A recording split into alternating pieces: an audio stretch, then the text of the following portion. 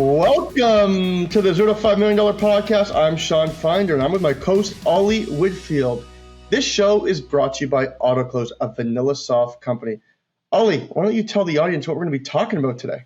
Nice to see you. Nice to have you back after a couple of technical difficulties in a row. How are you doing? How's the laptop this week, sir? The laptop is better. We've fixed it. We fixed all the problems, so we're ready to go with this episode. I'm good. I'm glad to hear that. That is a good sign. I've been doing the intro, and I never do it as eloquently as you. So, I'm preparing myself for a webinar here. You are my muse, my sounding board. I'm going to kind of interview you a little bit and kind of prod and test you about something that you're probably doing, maybe even every day. I don't know how often you do that. Maybe that's a question I'll ask you.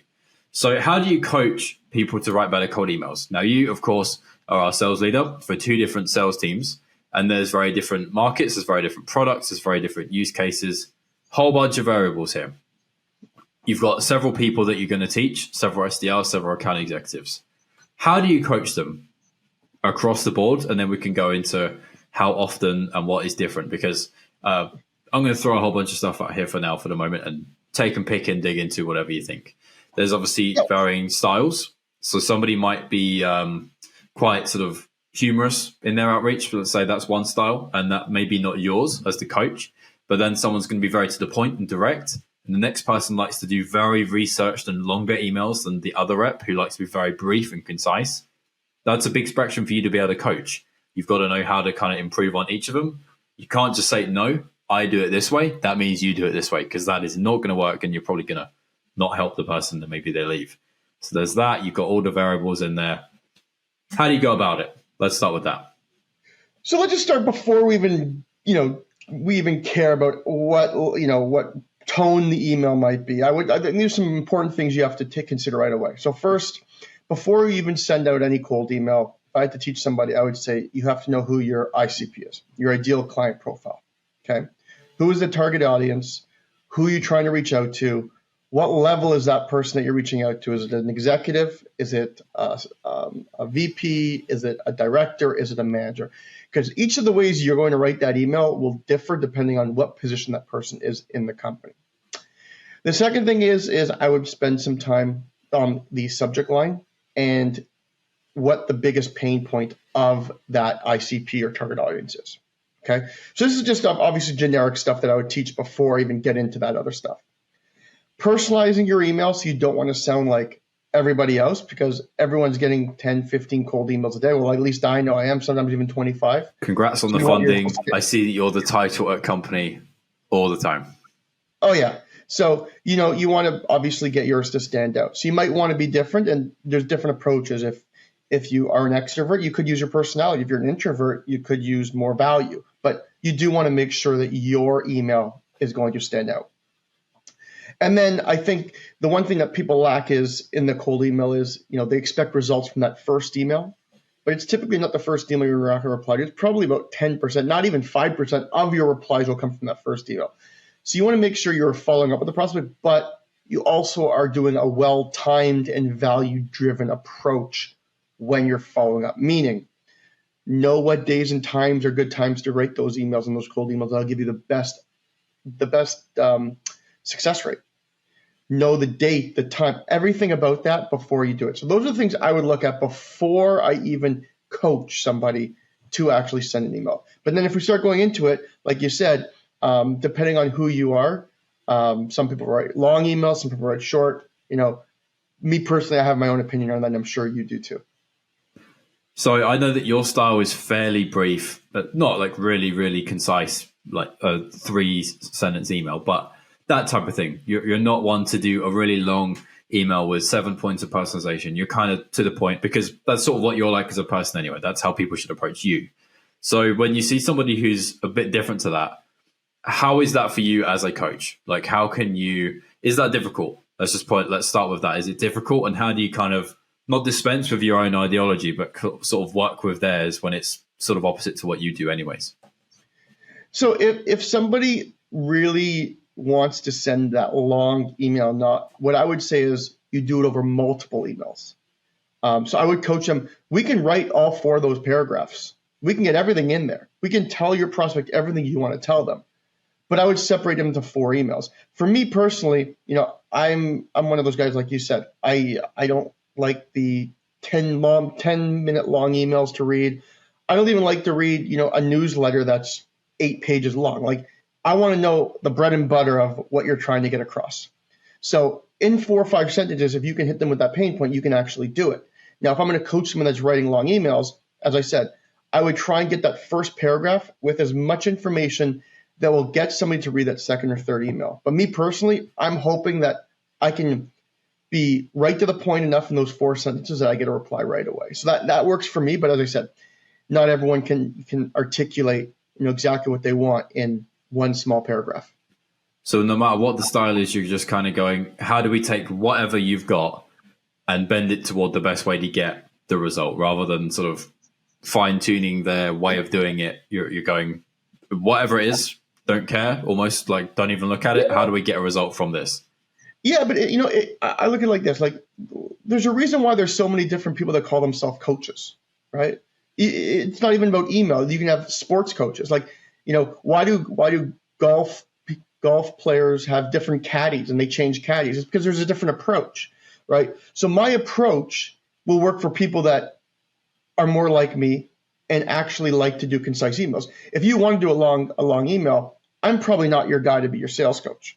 So you either have to adapt to what I think, because I've done it before. I've been there, done that, and I've been successful doing it. So it's either it's going to work for that person or it's not. But somebody that wants to do long, it might be a change for them. But if I had to say it, I might not be the right coach for somebody that wants to write an entire essay as a cold email prospecting email. And that's why we work good as a team, because you're this and I'm that. And between us, whether you can help your team or not, we can help the team. So there we go.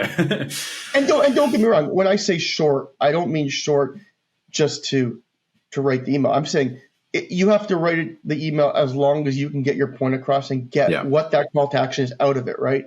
So me personally, I do like almost a feeler, and I try and feel them out with the pain point. Now, if it doesn't work, I might write a longer one. But I'm trying to get them, because I know, and anyone that's an executive especially, that you're reaching up to leadership or C-level, they don't have time to read your long email. So if you either have to get them in a really short and really hit them with something either that resonates with them, as I've mentioned many times. You want to resonate with me? Write something about tennis. Write something about your kid playing tennis, you're teaching your kid playing tennis, something about tennis, and I'll most likely reply to your cold email. So you got to find out what is that little nugget of that C-level person that can get them to reply to your email. But yeah, everyone's different. We're very different in the way, but we work well because we can find a middle ground. Yeah, like you probably wouldn't come up with this, but this is a way of tying it back. I would say if I'm emailing you, so you like tennis, but you're an executive person, you care about results, you're concise and quick. Maybe I'll reference the new Netflix series called Breakpoint. It's about tennis. You probably have heard of that, probably. You probably watched it.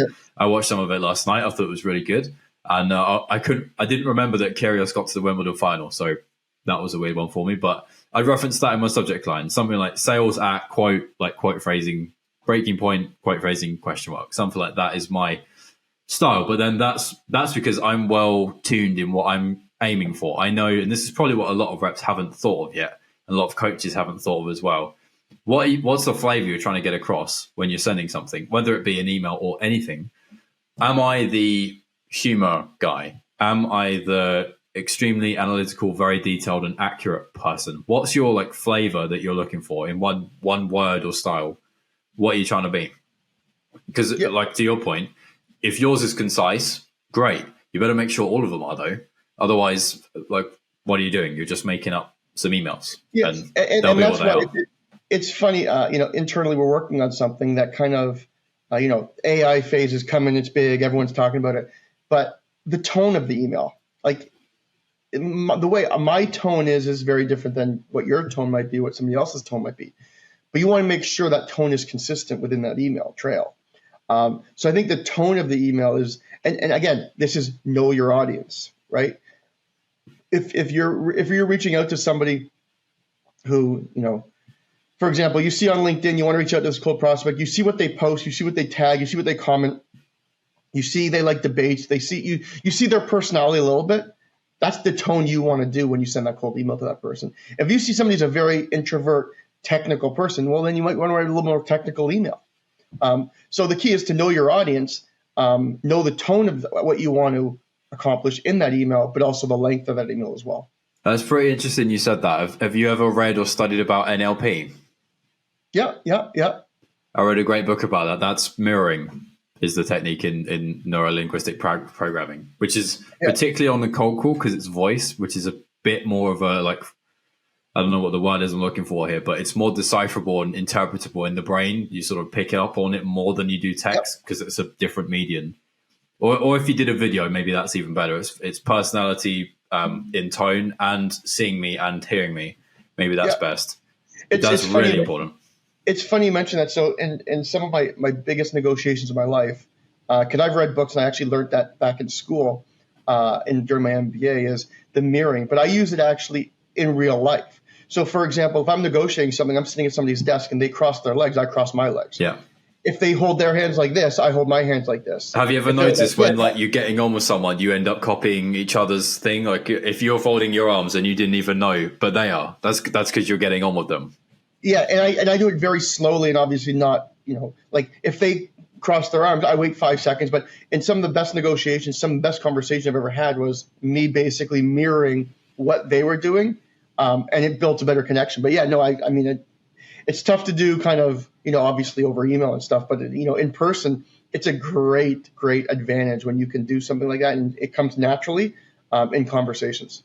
Yeah, but if you can do some research, like this isn't always possible, but in the best case scenario, for instance, if you wanted to email one of us and use a bit of NLP, there's plenty of written content from both of us, which you can analyze and sort of pick up on. Really stupid word here. I think the word I'm looking for is Idiosyncrasisms is the one I mean, which is like my individual things that I say. I go on long sentences and I use lots of analogies. That would be a way to NLP me in an email, for example. For you, potentially a bit of concise talk and maybe a link to tennis and that type of thing is an NLP play towards you. You can find that if you're watching a YouTube video real quick and you think, like, I'll just listen to a few minutes of this, find a quick thing to reference and put that in my first line. You like at the same time as listening for that like nugget, so to speak, that you're going to reference, try and listen to how they talk. Because if they're very like regiment, formal, then do not bother putting an emoji in your email. Like that's the opposite of NLP, that type of thing. It's people forget to look for the tone and the way to deliver their message. Yeah, no, it's definitely, it takes practice. That's for sure. It's not something that comes, it does take years and years of practice because it's almost like you have to naturally be able to make that change on the spot. Yeah. But it's definitely gives you like a little competitive advantage when you're in those meetings. That's unconscious competency. I'm not trying to think of it. I'm just seeing it and trying to do it as you go. Okay, so a bit of a rabbit hole there, but that was a good one to go down. So as far as the actual coaching goes, so obviously you have several reps and various levels of people who feel that they're great at email, not so good at email. There's that whole blend. How often do you coach and what do you do when you do? So for instance, if it was a cold calling coaching session, maybe that's on your team weekly get together and you listen to a couple calls together and everyone says, you know what, I like that and I think you could do that better. That's what happens with cold calls quite often, but not really as much emails because they don't often change as much your templates, for example, or everyone has such a different style that it may not apply to the others in the group. So how do you coach people on email? What's your sort of cadence? Yeah, so I usually will look through emails and I get CC'd on a lot of emails and I pick out words that I would remove from the email and change. For example, some of our reps, and it's something that I've not recently, but I don't use the word discount much. Instead of discount, I call it an offer.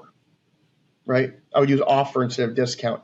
There's some reps will say like, they'll miss an email and be like, sorry, I missed your email. But I would say, never say sorry. Delay. But I'm delayed in replying to your email. So there's different things that I would use, and I pick out and choose different words that they can do better.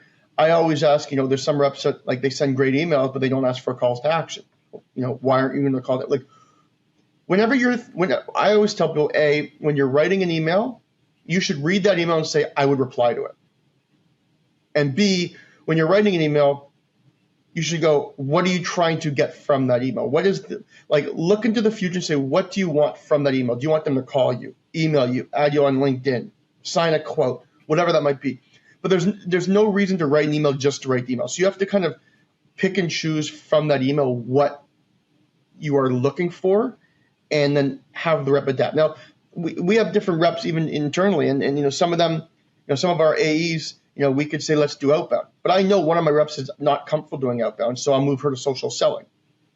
I have another rep who loves outbound but hates social selling. So you kind of have to adapt different reps to who they are, because if you're going to hire 5 AEs, 5 SDRs, they're not going to be the same personality, the same people, unless you really go and you find them. But that's tough to find. So I always try and let people adapt, have them adapt. But again, make sure they're doing something that they're comfortable with and that they think they will succeed doing. Don't put them in a situation where it's sink or swim and they're not so comfortable and you're not going to get those amazing results that you're looking for. So you're taking it by each person. You're going, okay, you're a much, much better caller than an emailer. Don't force yourself to spend half a day doing emails. Let's double down on the calling and sort of ground cover with some email. I wouldn't even say it's much better. I would say you don't enjoy or feel comfortable doing cold calling, then I don't want you doing it. I want you doing this that you feel comfortable doing, because I know that you'll get better results. So I don't think it's about how good the cold call is. There's a lot of people that just hate cold calling. They hate rejection. And there's some people that just love it because they feel like, it's a numbers game. I make, 100 calls. I'm going to get 5 people to speak to me, 3, etc. So I try and put people into positions where they feel comfortable, even though sometimes you want to make them feel uncomfortable, but you're not going to get the results if they don't want to do the channel or the action that you're asking them to do. Yeah, you're going to try and make them push a rock uphill, which isn't going to help. But then you'll wait for the ones who, if pertaining to cold email particularly, the reps who are more that way inclined, then you're getting a sense of, okay, so they're already very competent and they're doing pretty well. Let me just pick on some small adjustments. Or if they need a bit more hand holding, you're going to do a lot more vigorous coaching, that type of thing. You're just very much picking each individually what's the track to get them to move along. Yeah, and even talking, I know an example that I've been receiving lately, and don't get me wrong, it's a lot of people are teaching it, is you go on a webinar and it's like, okay, here's the minutes from our webinar, and they write you a whole page of everything you talked about. First off, I'm not going to read it all. I know what I just talked to you about, but if you can make that concise, again, here are the main 4 things. If you give me 20 things that we talked about, no action is going to be done on all 20 things. But if you give me the top 4 things, well, then we can probably tackle one, a day, one a week, etc. So I think that's one thing that I've been seeing lately is all these people doing minutes after meetings. It's like, guys, nobody wants to read a 50-line on what you just talked about for an hour. So now you've spent an hour in a meeting, you've spent an hour writing what you talked about in the meeting, and still nothing's been done. Leave with 3 actions or something like that. Every single call I go to, that's my sort of mental. Has this been worth it? Do I have 3 things? Yes, no. That's the end of how I do it. Exactly. Cool. Good stuff, man. So I think people know how to coach their reps now and do some cold emails. I think this is a great episode. I think there even could be a part 2 to this episode, because we can probably talk for a while about coaching and sales cold emails. But I want to thank everyone for joining us today. This has been another great episode with Holly. And thank you, everybody listening. If you enjoyed today's show, please don't forget to give us a 5-star review. And wherever you're listening from, don't miss our next show. Thanks again, and see you soon.